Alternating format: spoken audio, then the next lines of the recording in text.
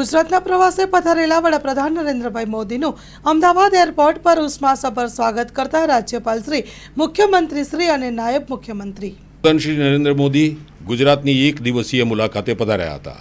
ત્યારે અમદાવાદ એરપોર્ટ પર રાજ્યપાલ શ્રી આચાર્ય દેવવ્રતજી, મુખ્યમંત્રી શ્રી ભૂપેન્દ્રભાઈ પટેલ અને નાયબ મુખ્યમંત્રી શ્રી હર્ષભાઈ સંઘવીએ તેમનું ઉષ્માભેર સ્વાગત કર્યું હતું.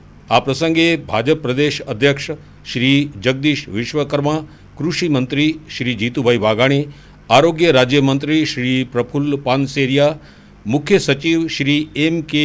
દાસ, GADના મુખ્ય અધિક સચિવ શ્રી અંજુ શર્મા, રાજ્યના ઇન્ચાર્જ પોલીસ વડા શ્રી KLN રાવ, અમદાવાદના police commissioner Shri G.S. Malik, major general Shri Gaurav Bagga તથા અમદાવાદ કલેક્ટર શ્રી સુજીત કુમારે પણ વડાપ્રધાનશ્રીનું અભિવાદન કરી તેમને આવકાર્યા હતા.